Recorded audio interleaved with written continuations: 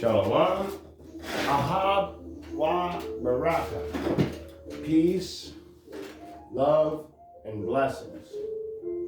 And first and foremost, all praise, honor, and glory to Yahweh, Bahashem, Yahawashi, Bahashem, Awachadash, and double honor to all the elders and the prophets and the disciples and the apostles that are bringing out this 100% truth. I want to just get right into it. I did this class, I had to take it down because the Akian showed me I forgot to mention something while I was breaking down a verse, which makes it very confusing. Got so excited, I forgot to tell you who I was talking about in the beginning of the class. So, with that being said, I'm going to start this. I erased the whole class. I'm going to start it over. I'd rather do it again.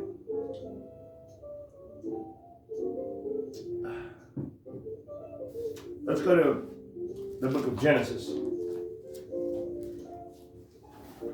chapter 27. And we're going to start at verse 38. And Esau said unto his father, Hast thou but one blessing, my father? Bless me, even me also, O my father. And Esau lifted up his voice and wept. He was crying out, "No, come on, man, you got to do something for me. You can't just leave me like this." 39. And Isaac, his father, answered and said unto him, Behold, thy dwelling shall be the fatness of the earth, and of the dew of heaven from above. And by thy sword shalt thou live, and shalt serve thy brother, and it shall come to pass, when thou shalt have the dominion, that thou shalt break the yoke from his neck. And Esau, this is verse 41, and Esau hated Jacob because of the blessing wherewith his father blessed him. And Esau said in his heart, The days of mourning for my father are at hand. Then will I slay my brother Jacob. So, to just start out here, Esau's blessing is the sword. Okay? Esau's blessing is the sword. Now, before we go any further, I'm going to prove that Esau's blessing is the sword, but I'm going to show you also that the Israelites have their own sword. Until Yahawashi returns, we have also our own protection. So I'm just going to show you that real quick, but then we're going to strike Esau down and put a whole shitload of nails in his coffin. But let me go right into it, because I just showed you that the blessing for Esau is the sword, right? Now watch this, because I don't want these, how would Uriah Lob say it, these wacky-tacky Christians to come in thinking that they could come take some verse out of context. So I'm gonna bring it out myself. This is Luke 36. Luke chapter 22, and we're gonna start at verse 36. Okay, just bear with me for a minute. Then said he unto them, But now he that hath a purse, let him take it, and likewise his scrip, and he that hath no sword, let him sell his garment and buy one. So, Yahawashi is talking to the disciples. They're saying, and he's telling them, if you don't have a sword, sell your garment and buy one. But the sword that we use is not carnal. And I'm going to prove it. I'm going to prove that right now, real quick, and then we're going to get into this lesson. Because I'm talking about Israel right now. Because Yahawashi just told the disciples, if you have a sword, if you don't have a sword, sell your garment and buy one. I'm going to show you that sword, I'm going to show you what that sword really is. Because we're going to go to St. John chapter 18, and we're going to start at verse 10.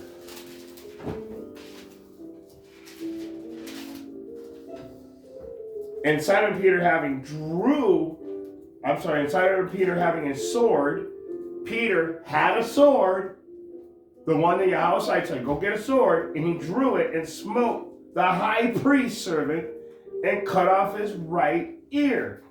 The servant's name was Malchus. Then Yahweh unto Peter, I'm getting excited. Then said Yahweh unto Peter, put thy sword into thy sheath. The cup which my Father hath given me, shall I not drink it? So he's saying, hey, we gotta fulfill this prophecy. Put it away. Why tell me to get a sword? I'm going to show you right now, because and he is talking about a sword at this time. He did tell him to get a sword. But for us to hear that in this day and to look at a sword as an Israelite and know that vengeance belongs to Yahweh Bahashem, Yahweh Shai, we have to search the scriptures a little to find out why I would say something like that. So let's go to 2 Corinthians chapter 10, and we're going to read verse 4. Because like I said, if you don't have a sword, sell your garment and buy one, right? 2 Corinthians chapter 10 and verse 4. For the weapons of our warfare are not carnal. Our warfare. We, the Israelites, our weapons are not carnal, but mighty through Yahweh to the pulling down of strongholds. This book is the pulling down of strongholds. This book is our mighty sword. Have you ever heard one of the prophets on the street come out and be like, oh man, grab my sword real quick, because I'm going to cut this fool. Go ahead and grab me this scripture, that scripture, this scripture, that scripture. We're going to cut him all through the Bible. What he's saying is he's going to spiritually cut him with his spiritual sword. Let me read it again. For the weapons of our warfare are not carnal, but mighty through Yahweh to the pulling down of strongholds. So what is it telling you in the scriptures? That we're going to discover their secret places. How are we going to do that? By proving them to be liars. Showing off all of their lies that they hide behind. But anyway, so now we know that when we go into 2 Corinthians, we're in Luke, and we're in John, the sword that we're supposed to use in this day and age is this book. Because if they're hungry, feed them. If they're thirsty, give them drink. And by doing so, you're going to burn them. And that's a paraphrase because I don't have my tablet with me. I should have brought it out. Because that's, you know what? Hold on. Let me get it. I can't read any scripture up.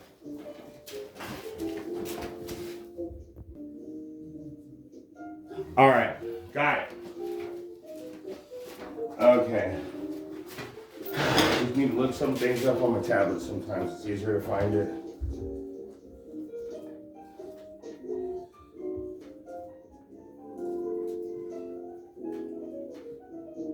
If they're hungry, give them drink. If they're thirsty, hold on.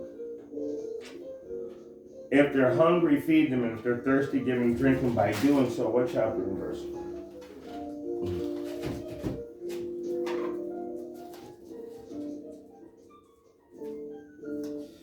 All right, there it is. Oh, gotta have that. All right. So, like I said, the breaking down of their strongholds, right? So how do we do that? Watch, I'm going to show you. This is the easiest way. This is our sword. And so, I'm going to get into I haven't gotten to the class yet. I just wanted to show you what our sword is real quick. Because this is the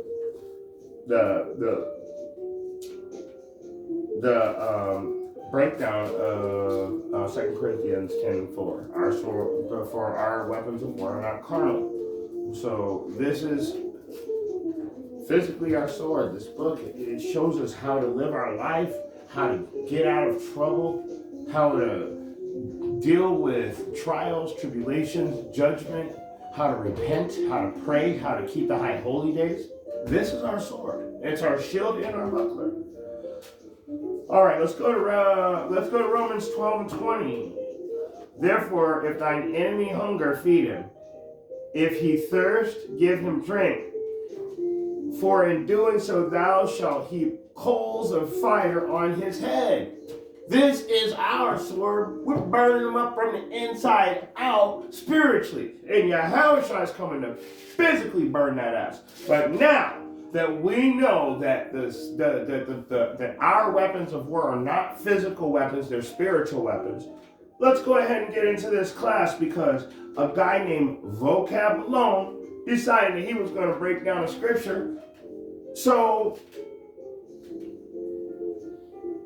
let's help him along a little bit, because he made some mistakes. So let's get into that today. All right. First of all, let's go back to Genesis 25 and 25. Let's go back to Esau, because his blessing is the sword, right? So Genesis 25 and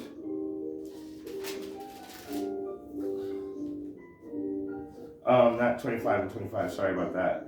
First came out red all over. That's funny. Genesis, that's funny, I don't even have that written down. I called it down. Let's read it.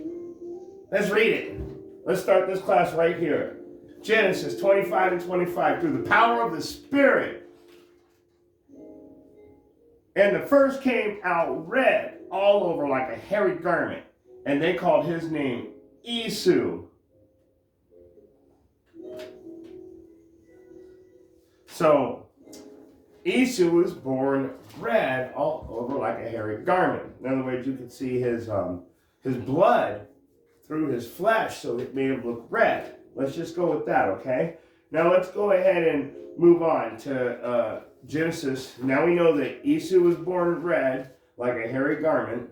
You can see his blood through his flesh. And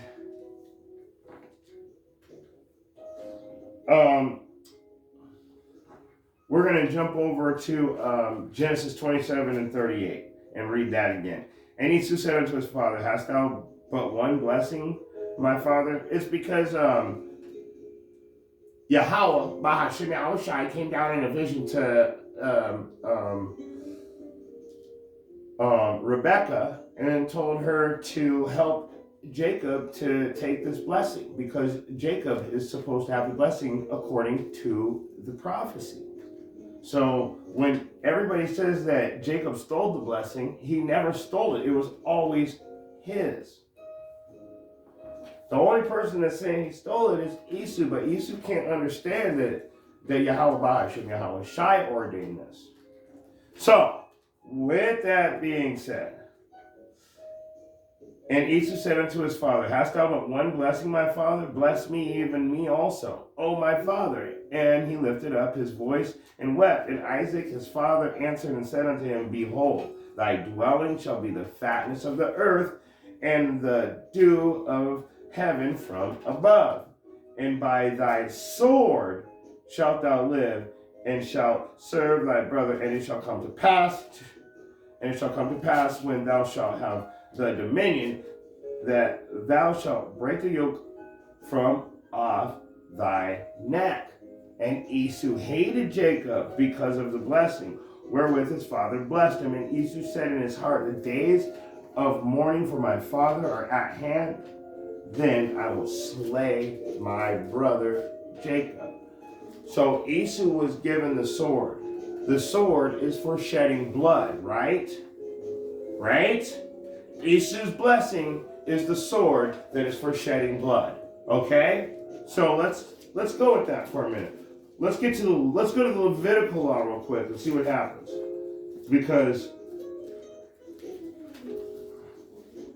Esau clearly said he wants to slay Jacob. He wants to kill him. And he just got blessed with the fatness of the earth, but by his sword shall he live. So we know right there that anytime he wants something, he has to go in and conquer it through violence. So let's see what happens if you live that way. Let's go to Leviticus. In Leviticus. It's literally the Levites, the Levitical law. Let's go to chapter 9, and we'll go to verse 6. And Moses said, this is the thing which the Lord commanded ye. Wait. I'm sorry. Genesis. I was wrong. This isn't Moses. This is before the law was written. I apologize. This is before the law was even written, for us to have it as an actual document. But the laws have always stood since day one. These laws have always been here. But they were only written down during the time of Moses so we could get an understanding of how we're supposed to live. So, I'm sorry, let's go back to Genesis 9 and 6 and find out what happens if, let's just say that you wanted to slay your brother, like Esau wants to do to Jacob. Let's take the Levitical law in hand and see what happens. This is Genesis 9 and 6. Whosoever sheddeth man's blood, by man shall his blood be shed. For the image of Yahweh he made, in the image of Yahweh he made man. So he made man in his image. So you go shedding man's blood, you're shedding his image. You're shedding the blood of his image. You're killing his image. So to do that, you shall be killed. Right? It says that. So, I'm building up to something here because I want to take this in the right direction. Now that we know that in Genesis 9 and 6, whosoever sheddeth man's blood, by man shall his blood be shed.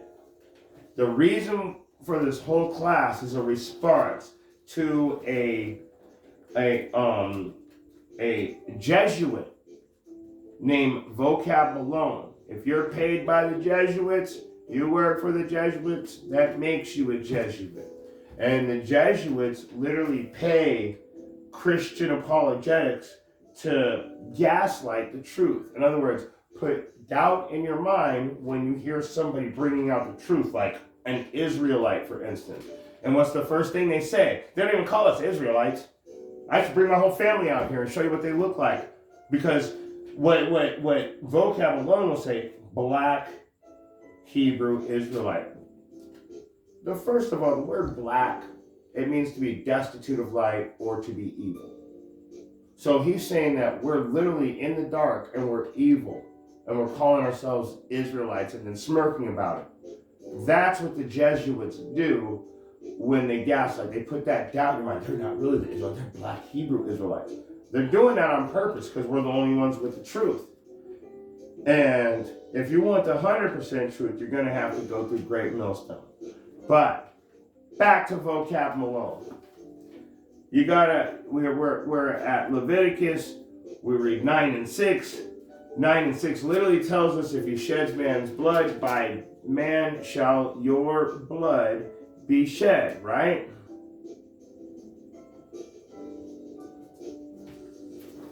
I'm sorry, Genesis 9 and 6. I keep saying Leviticus. I apologize, guys. Haven't eaten dinner yet. Still do the 5-hour drive every day. Still have to work 8 to 10 hours. But today, I tried to leave a little early so I could do this class. So Genesis 9 and 6, like I said, whoever sheddeth man's blood, by man's blood shall he be shed. By man's blood shall his blood be, by man shall his blood be shed. Sorry, these are like tongue twisters right now.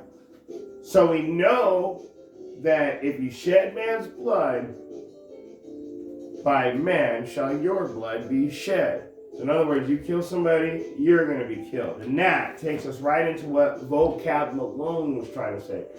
He is trying to take this verse in Revelation and twist it around and take a whole history and confuse it. So let's go to Revelation 13, 9, and 10. Because Vocab alone, oh man, I don't even want to do his breakdown, but I'm going to have to give you guys the understanding of what I'm talking about. So first of all, let's read it in its entirety and break it down at the 100% truth.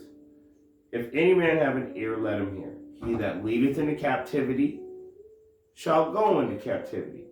He that killeth with the sword must be killed with the sword. Here is the patience and the faith of the saints. So, he that leadeth into captivity shall go into captivity. He that killeth with the sword must be killed with the sword. So whoso sheddeth man's blood, by man shall his blood be shed. He that killeth with the sword must be killed with the sword. And then you jump back over to Genesis, 27 and 40. And by thy sword shalt thou live and serve thy brother. By thy sword shalt thou live. Who is that? He who lives by the sword. And he that sheddeth man's blood shall his blood be shed by man. And over here in Revelation, all the way at the end of the Bible, it says the same thing. He that leadeth into captivity shall go into captivity. He that killeth with a sword must be killed with a sword.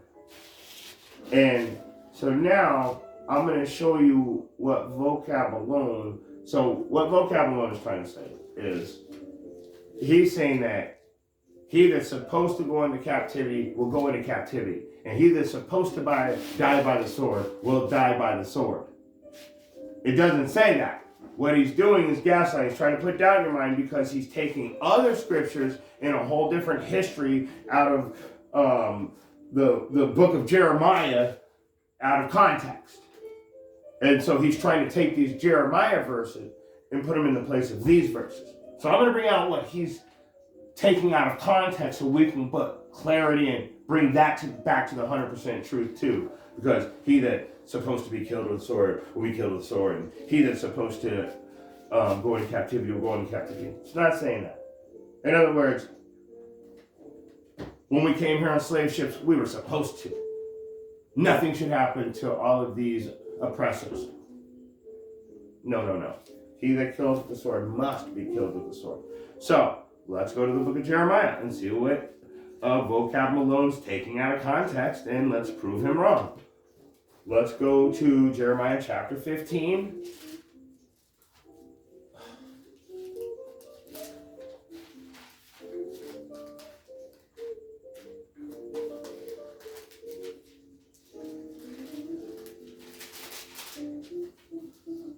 And let's start from the top. Then said the Lord unto me, through Moses and Samuel though Moses and Samuel stood before me, yet my mind could not be towards his people. I'm sorry, let me start over. I'm just really excited about this because let me start all over again. Vocab Malone is taking Revelation 13, 9, and 10, and he's trying to use these scriptures to break it down, which is absolutely wrong. These scriptures have nothing to do with Revelation 13, 9, and 10. Revelation 13, 9, and 10 is literally talking about the Edomites and all the nations that fall under them, that they rule, and the other nations that are following them, also them. They're also going to die by the sword. And all you two-thirds that think that you can get saved running around with a gun, that's not going to save you.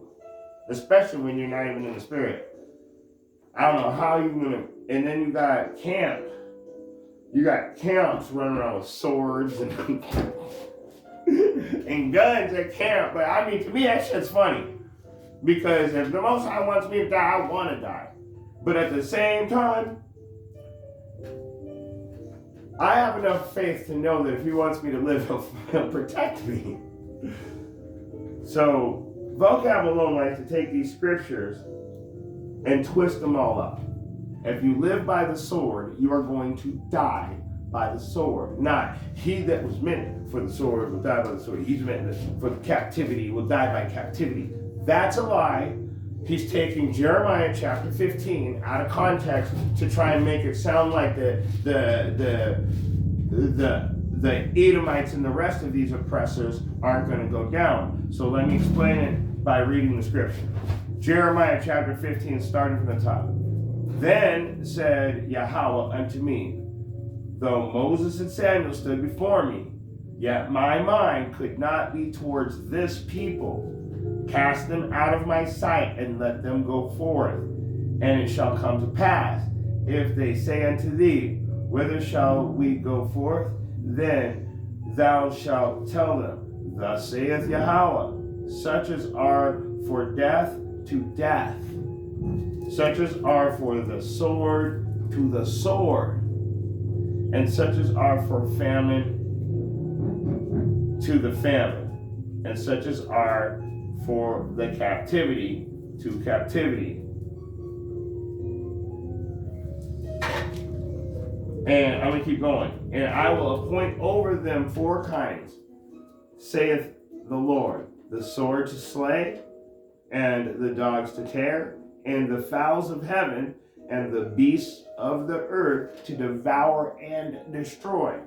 And I will cause them to be removed into all kingdoms of the earth, because Manasseh the son of Hezekiah, king of Judah, for that which he did in Jerusalem. So, what did Manasseh do to have the Most High say that sword to sword, famine to famine, captivity to captivity, death to death? Why would he say that? Because Manasseh reversed the centralizing reforms of his father. He took away the laws and brought Baal back into rulership. Brought Baal back as their god. That's what he did. And there's many other things. That's just like the cover of the whole story. That's just like the main power play. He worshipped Baal and took away the laws, the statutes within the laws, and the direct commands of Yahweh. So, because the people followed him, the ones that the Most High decided to take to death, he put to death. The ones he wanted to put in captivity, he put in captivity. The ones he wanted to starve, he starved. Has nothing to do with if you kill with a sword, you must be killed with a sword. These guys went off and the Most High judged them. So this is a judgment. Hold on. There's more. Let's go to Jeremiah 45:11. Let's not leave anything out. We don't want to leave one little crumb for them to try and nibble on. So let's go to Jeremiah 43 and 11. Jeremiah 43 and 11. Therefore, thus saith the Lord of hosts, the Yahweh of Israel, behold, I will set my face against you for evil and cut off all Judah.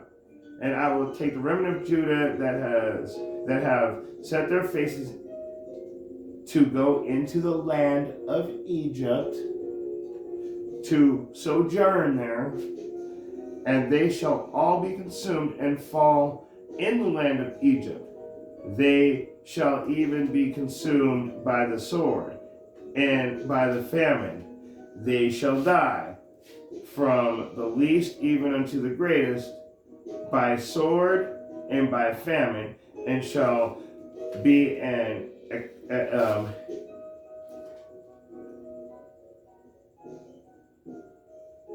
exertion and astonishment and a curse and a reproach. Verse 13, I will punish them that dwell in the land of Egypt as I have punished Jerusalem, by the sword, by the famine, by the pestilence. So, also, you want to try and pull that out? That's also a judgment, because we were going off. I will set my face against you for evil and to cut off all Judah. Why would the Most High do that? For going off, for not keeping his laws. So once again, vocab alone, you are absolutely wrong. You don't understand this book, and if you do, you are being paid by the Jesuits to make sure nobody else does.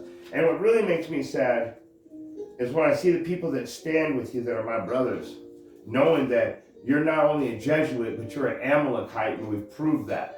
The great millstone liner found everything out about you, homeboy, and you ain't nothing but a little rat, and we're about to find your hiding spot. You can't hide behind your lies anymore. This truth is coming out. This truth is setting a lot of people free. I can't wait to see your own people turn on you.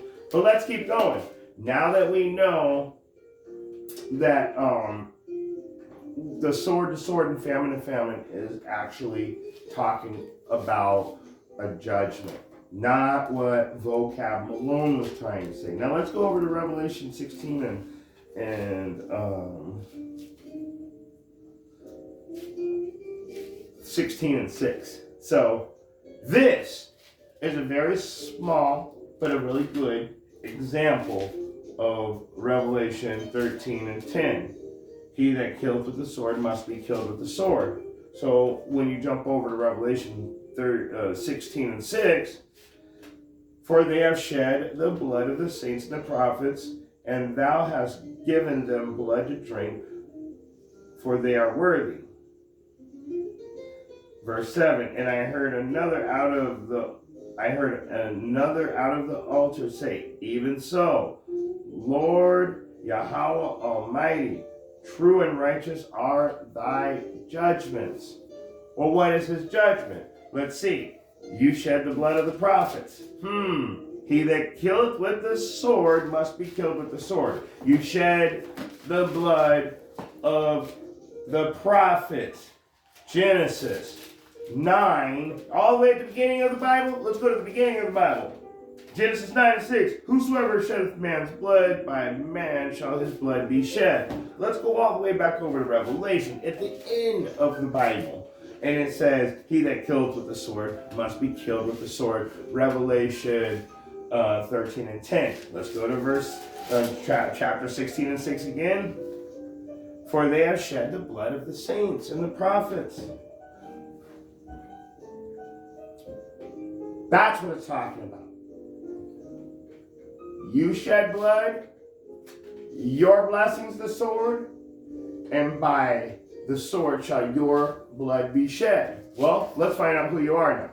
Now we got all that out of the way. Let's find out who you are. Let's find out who you are. Let's go to Revelation 12, because we need to know who we're talking about now. And double honors to the beloved elder Menachezak from GMS, because I actually took the notes for this part of this portion of the class. I got all these notes from Menachezak, and I really appreciate being able to just click on and study with the brothers. I may not be a part of the camp, but I really don't care about that, because I can still go on the live chats when I'm not shadow banned, and I can listen to the classes no matter what, just as long as I push play, and I can take notes. So double honors to Menachezak for putting out those classes where I was able to click in and take notes. And no, it's not like we're buddies. We don't talk, but I definitely study under a few of the GMS elders. So,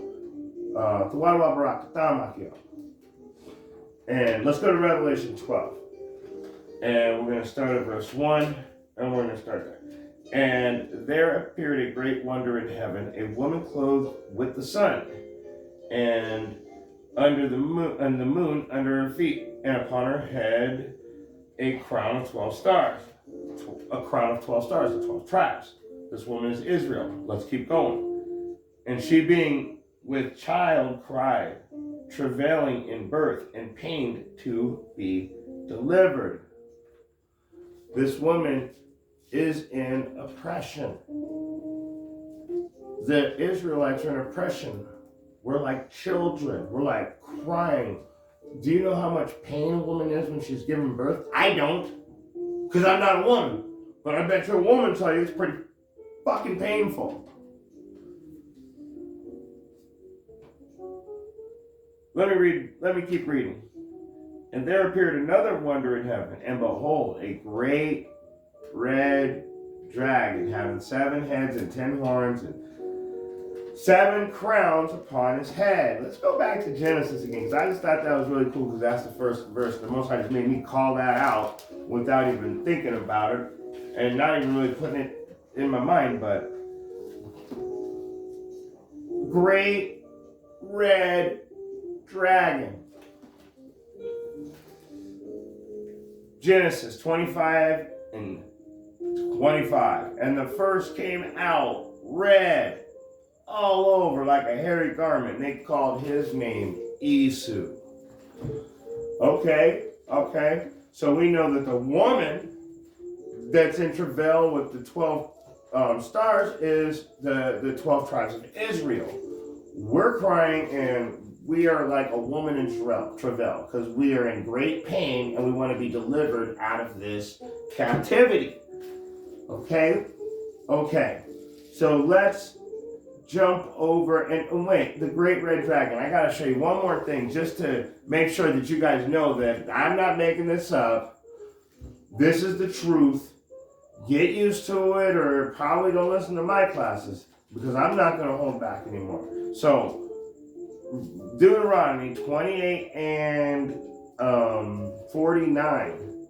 And the Lord shall bring a nation against thee from far, from the end of the earth, as swift as the eagle flieth, a nation whose tongue thou shalt not understand, a nation of fierce countenance, which shall not regard the person of old, nor shew favor to the young. This great oppressor is going to come down swift as the eagle flight. They're going to put us into a captivity, and they're not going to show any type of mercy to the old people or the young people.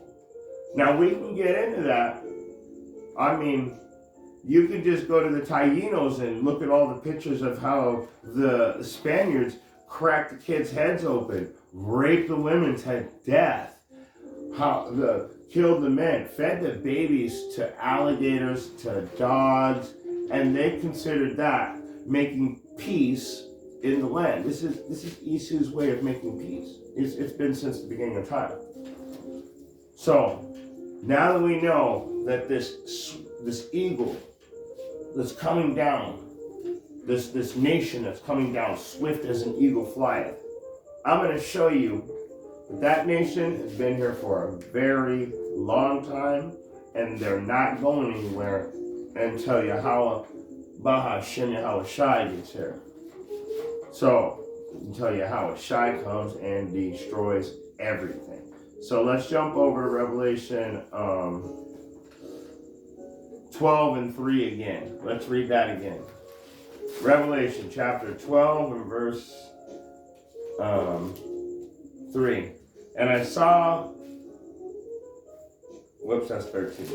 12 and 3. And there appeared another wonder in heaven, and behold, a great red dragon having 7 heads and 10 horns and 7 crowns upon his head. So, this is literally talking about the empires. I wanted to jump around a bunch to really just put your mindset in the mindset that these empires are going to end up being Esau. So I'm giving it away early, but let me get those 7 empires real quick. These are the 7 empires that are under Esau. Now you got to remember there was 4 beasts before that. We're going to get into that next. But let's go ahead and get these 7 empires real quick. We got the Roman Empire. We got the Greeks, the Romans, Germania Major, Germania Minor, France, Spain, and Britannia, or Britain. So there's your 7 empires under the Edomite structure, under the Roman Empire. Now I told you that there was also 4 major beasts that were also empires. So let's get into that. The Most High is only dealing with nations and empires. And you have those 4 empires that ruled on the earth before there was 3 empires that ruled on the earth before the last one, which is still in rulership for a very short time. Their time is literally the clock is like at the last 10 seconds. The prophets are on the goal line right now. We're about to score. And you guys, we're trying to bring you with us. And we know that any and everything we do is in foolishness. Because if you think about it, you know that the Most High doesn't even have to blink, snap his finger, say anything, nothing. If he wants you to be saved, he could easily just open your eyes and allow you to understand this book. So we know that he is either going to let you understand or not. But for the most part, 90% of people, they don't want to, which is a blasphemy, which means hatred against Yahweh, Hashem Yahushai. So let's get into. We know that we have the 7 Edomite nations that are under the last beast, which is the 4 first empires. So let's see who that is again. You got Greek, Roman, Germania Major, Germania Minor, France, Spain, and Britannia. And like I told you, the Most High is dealing with empires. You have 4 major empires that ruled on the earth. Before this right here, before these 7, you have the first 3 actually. The Babylonian Empire, you got the Persian and Medes, which actually ruled at the same time. So there's 2. And then you have the Greeks, which is 3. So all 3 of these guys have already finished out their rulership, and then came the Roman Empire, which makes the 4th empire. Remember, the Medes and the Persians were ruling at the same time. So then you have the Greeks, and then you have the Romans. So Babylonian, Persian Medes, Greeks, Romans, the 4 major empires, which, like I said, the Romans, which is still in rulership to this day. And that's why I said that great beast, that great red dragon, that beast, that's the Roman Empire.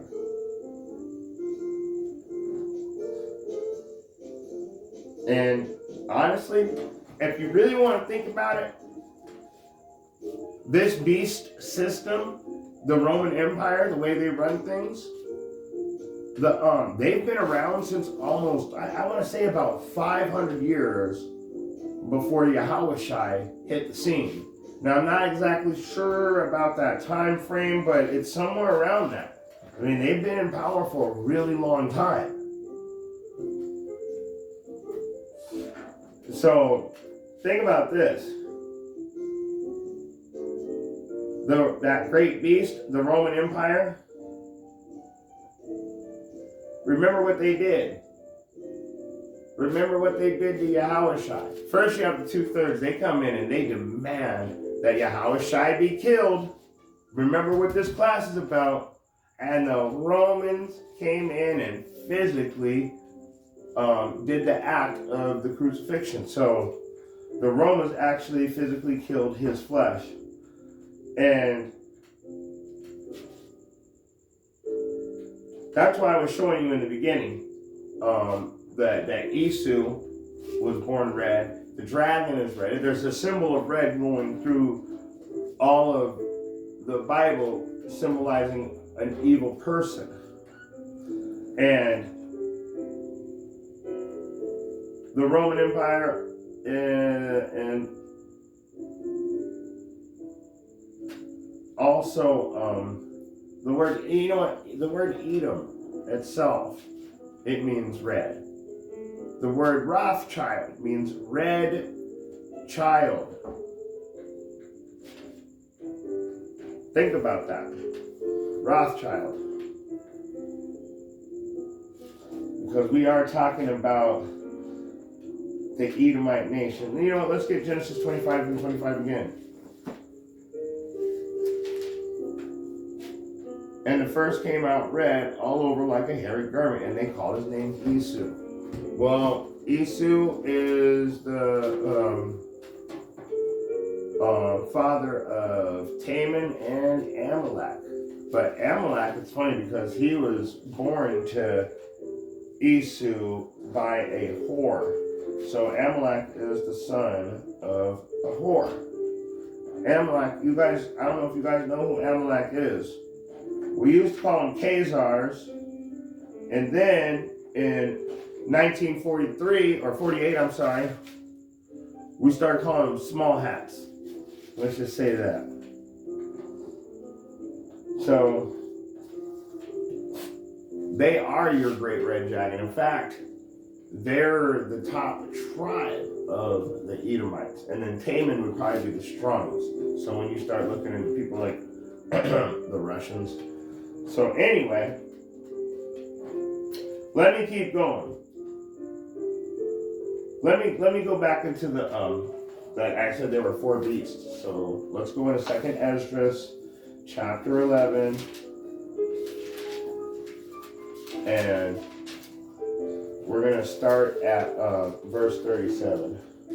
So 2nd Esdras chapter 11, starting at verse 37. And behold, and I beheld, and lo, as it were a roaring lion chased out of the wood, and I saw that he sent out a man's voice unto the eagle. He sent out a man's voice unto the eagle and said, Hear thou, I will talk with thee, and the highest shall say unto thee, Art not thou it that remainest of the 4 beasts?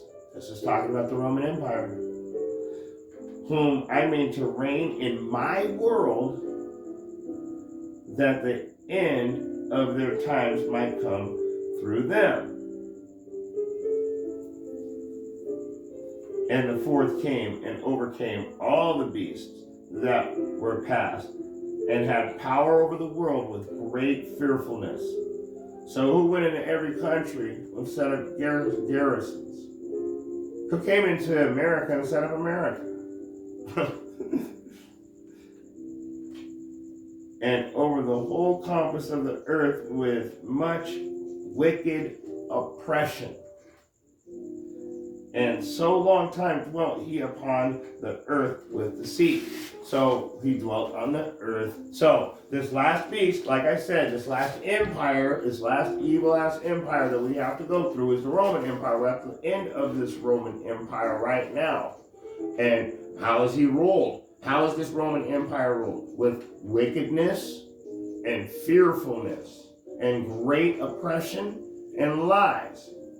I mean, click on the news, man. Tell me who's not trying to scare you, who's not being oppressed, and who's not being lied to. This day and age, they trying to go after everybody because the Israelites have been scattered among all nations. So for vocab alone to start off by calling us black Hebrew Israelites doesn't make sense. Like I said, maybe I should bring my family out here because nobody in my family really is so-called black, but we're all native nation. We're all so-called Indians. But nobody's really, on my dad's side, and when you go back, yeah, everybody starts getting dark, especially my dad. My dad looks just like me, but black. Black, dark. I want to say melanated, like the table. But my wife, man, you got to go about 100 to 150 years back before they start getting dark again. The Spirit itself beareth witness with our spirit that we're the children of God. We keep the laws.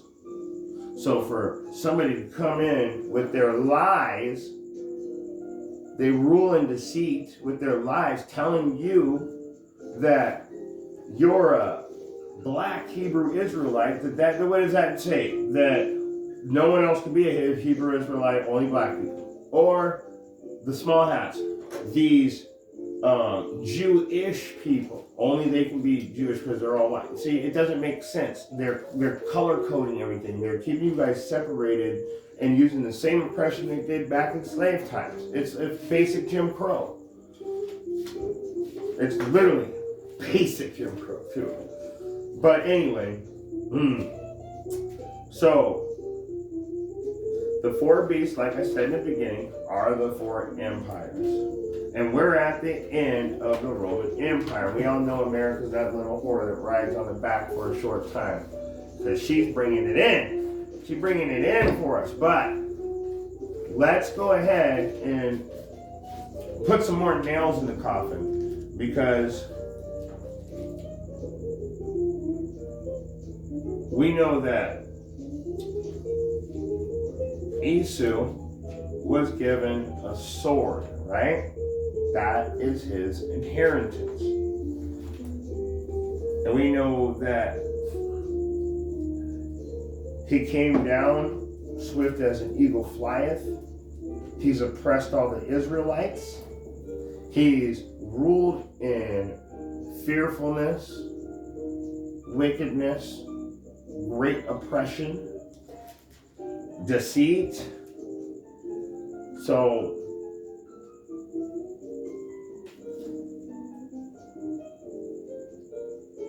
this verse now, it might make a little bit more sense to you. So let me go ahead and get it out. He lied, he ruled in deceit, he's done wicked, he's ruled in fearfulness, he's oppressed us. Job 9:24.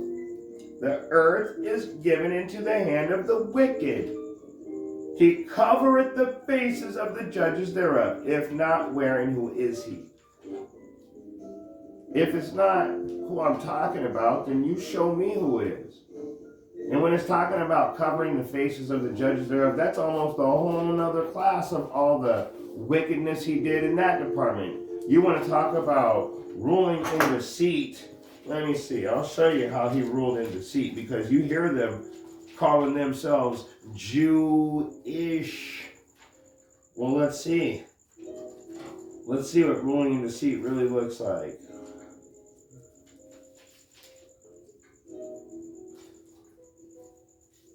They call themselves Jewish, but what about us? What about us? Let me show you something. This is 2 Maccabees 6:6. Neither was it lawful for a man to keep Sabbath days, nor or ancient feast days, or to profess himself to be a Jew. So they made it illegal for us to be Jews. But wait, there's more. You go to, you wonder why they kicked this out. 1 Maccabees 3:48. And they laid open the book of the law, wherein the heathen sought to paint the likeness of their images. The earth was given into the hands of the wicked. He covered the faces of the judges thereof. How did he cover the faces of the judges? Well, first of all, he made it illegal for us to even call ourselves by our real true nationality, to profess ourselves to be Jews. They made it illegal. They made it unlawful for man to keep Sabbath days, ancient feasts, or to profess themselves as a Jew. So how did he rule in deceitfulness? How did he do that? He laid open the book of the law, wherein the heathen sought to paint the likeness of their images. This is how he covered the faces of the judges thereof. And if it's not him, then show me who it is. Please. This dude's wicked. He has killed he's literally, repeatedly throughout history, killed us with the sword. And you've got people like Vocab Malone trying to insinuate that there's going to be no judgment for that. So, let's go ahead and keep going. Let's go ahead and keep going.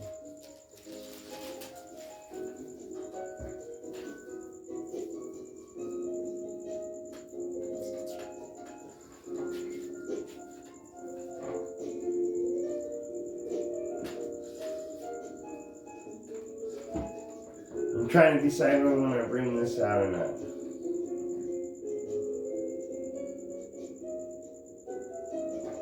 I want to jump over to Revelation.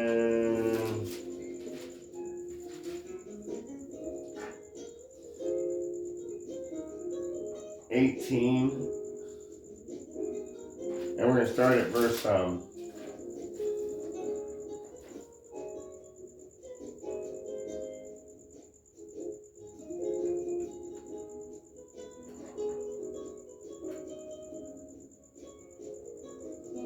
Revelation 18 and 20. Okay, let's do it. Revelation chapter 18 and 20.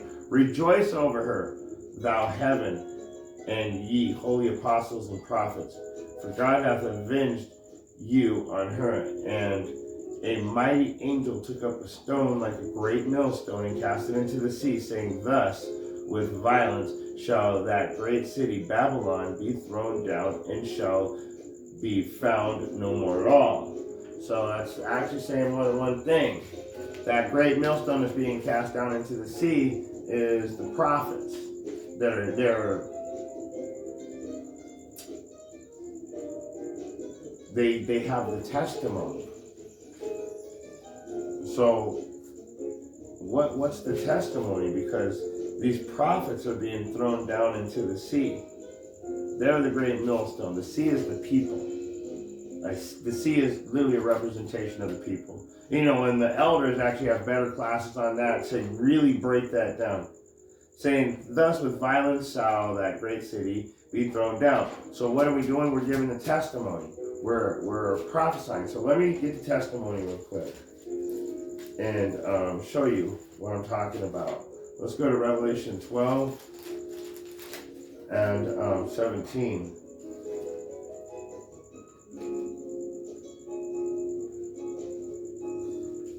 And the great dragon was wroth with the woman, and went to make war with her, and the remnant of her seed, which kept the commandments of Yahweh, and have the testimony of Yahweh Shai. So,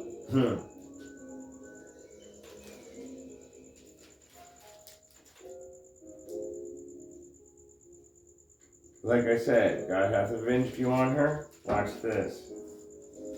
Let me read that again. And the great dragon was wroth with the woman. The Edomites were want to kill the Israelites, and went to make war with the remnant of the seed, in other words, the descendants of the Israelites. Like they do today, they make all these policies, these laws. 13th Amendment says if you're black, Mexican, or Indian, that if you go to jail, you are now free to become a slave again. That's the only time they can make you a slave is if you do something wrong and they put you in jail. Now think about that, because anything a black person does, walking, talking, breathing, looking, sitting, standing, has been something that's done wrong, and he goes to jail for it. So, in other words, you're still a slave owners. But Esau was wroth with Israel, and went to make war with the descendants of the children of Israel, which keep the commandments of Yahweh. So it's only talking about the 1/3 right here. Did you hear that? It's going after everybody, but what they're really looking for are the ones that keep the laws, the statutes within the laws, and the direct commands. And they have the testimony of Yahweh Shai. So let's get the testimony. Revelation 19, starting at verse 10. And I fell at his feet to worship him. And he said unto me, see thou do it not. I am thy fellow servant and thy brethren that have the testimony of Yahweh Shai. Worship Yahweh, for the testimony of Yahweh Shai is the spirit of prophecy. So, when it says that the dragon was wroth at the woman and went to make war with her, with the remnant of her seed, to make war with the remnant of her seed, which keep the commandments of God and have the testimony, they are going after the prophets. They want us gone out of the picture, so all of the people that don't understand this book that are trying to don't get a better understanding of this book. Only the prophets can bring this out. Only the prophets can wake up the 1/3 elect. Nobody else can do it other than, and it's true that it's not the prophets themselves, it's Yahweh Bahashem Yahweh Shai, working through his children that keep the commandments of Yahweh and have the testimony. So we have the spirit of prophecy. But anyway,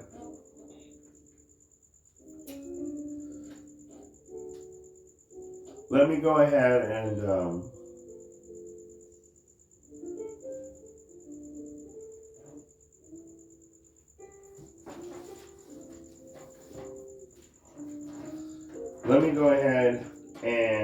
get into the book of Jeremiah.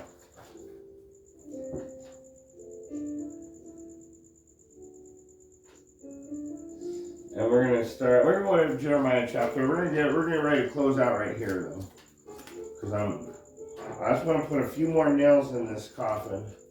And I'm going all over the place, but we're going to pull it back together right here. Jeremiah chapter 30, and we're going to start at verse, let's go ahead and read Jeremiah 30 and 4.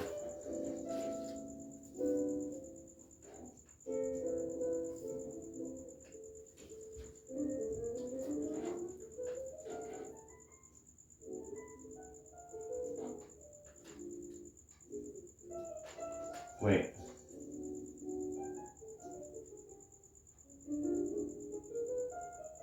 Yeah. 30 and 4. So, and these are the words that Yahweh spake concerning Israel and concerning Judah. For thus saith Yahweh, we have heard a voice of trembling, of fear, and not of peace. We've only heard trembling and fear.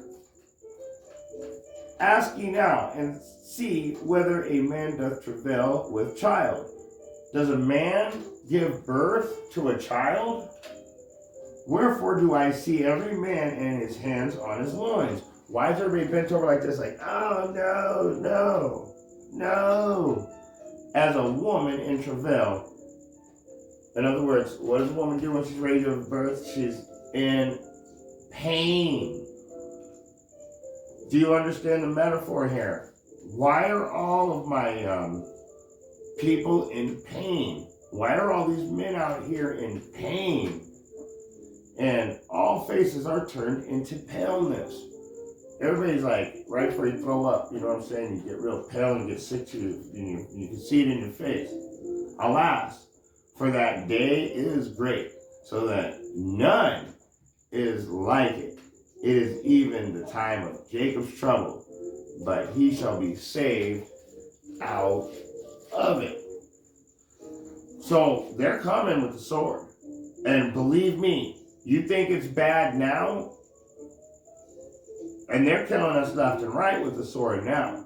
We're barely just like at the gates of Jacob's trouble, at the front gates. We're not into Jacob's trouble yet, but we're getting there. And it's coming so fast that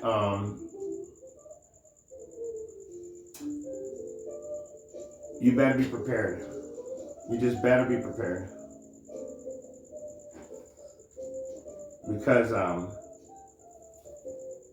let me read verse 8. Because I'm just saying that if you're not prepared, you're going to be running around not knowing what to do. One of my favorite parables in the Bible is the 5 virgins that had oil and the 5 that didn't. It's saying the 5 people, the children that do what they're supposed to and practice and study are going to know what to do at the time of trouble. When you practice a fire drill every day for 6 months, and then all of a sudden there's a fire, what are you going to do? Run around like a chicken with your head cut off? No. You're going to fall in line, and you are going to follow the instructions that you were given. That's all we're doing here as Israelites. We're trying to help our people. We're trying to put oil in your lamp so you can light your way. In other words, when this gets so rough and it becomes the famine of the word, we're trying to show you what to do. That's what we mean by oil in your lamp and light your way. We're trying to show you that these scriptures are your comfort. These scriptures are going to protect you if you follow what they tell you to do. He that killeth with the sword must be killed with the sword. Well, he is not dead yet. He has not been killed with the sword yet. But we're prophesying his death, and it is coming soon. He knows it as well as we know it.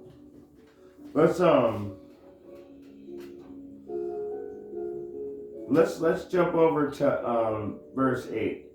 For it shall come to pass in that day, saith the Lord of hosts, I will break the yoke off from his. I will break his yoke from off thy neck, and will burst thy bonds, and strangers shall no more serve themselves of him,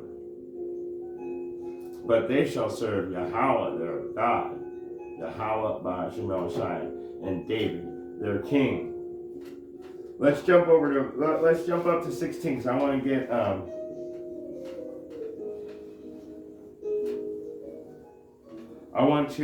jump right to the part where we're going to get back into Revelation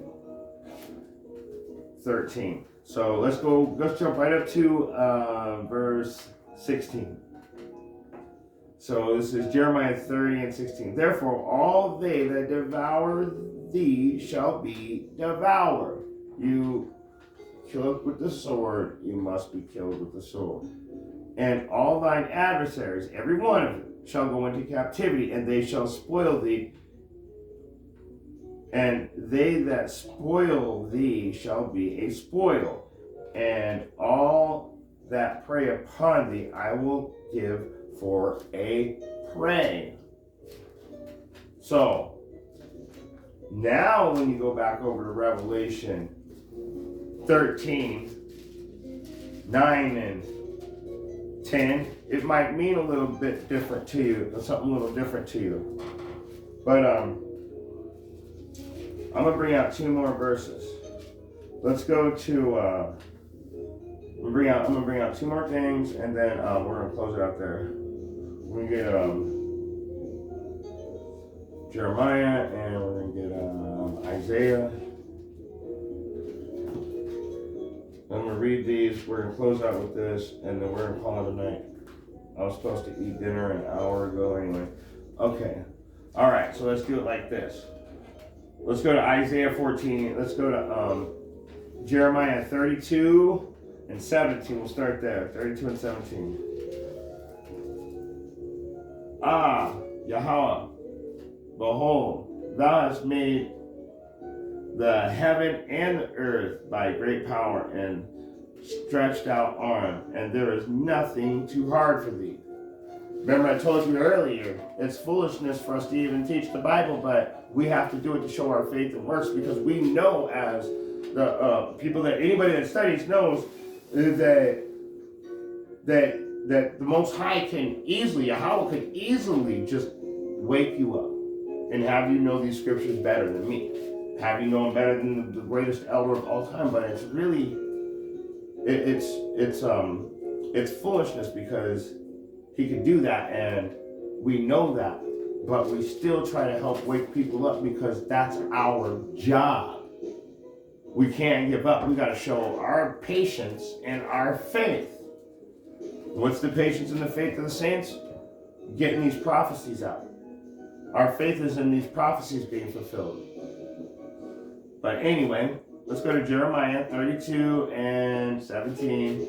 Ah, Lord God, behold, thou hast made the heaven and the earth by thy great power and stretched out arm, and there is nothing too hard for thee. Thou showest loving kindness unto thousands, and recompense the iniquity of the fathers into the bosom, into their children after them. The great, the mighty Yahweh, the Lord of hosts, is his name. So, he's going to pull us out of this, and he's going to save us. He's going to protect the ones, and it's a perfect example. When you have a job, they offer insurance. So if you work for Yahweh, he offers insurance. He offers protection for the people that do his works. But anyway, so nothing's too hard for our Father. Just remember that. He's doing all of this for a reason. Every little thing. So let's go back to one last verse and then I'm done. Revelation chapter 10. He that leadeth into captivity shall go into captivity. Isaiah 14:2. And the people shall take them and bring them to their place. And the house of Israel shall possess them in the land of the Lord for servants and handmaids. And they shall take them captives, whose captives they were, and they shall rule over their oppressors. So, Israel, wake up. Start following the laws, the statutes within the laws, and the direct commands to the best of your ability, according to your knowledge, using application in your life, applying the new things that you learn, so we can all get back into this kingdom together. Now, I know only 1/3 of you are going, but I'm hoping that tonight I'm actually talking to part of the 1/3. I talk to the 2/3 every day. They hate me. So, with that being said, if you have eyes to see and ears to hear, Most High willing, through the power of the Spirit, I can only pray that you got something out of this lesson. Shalom.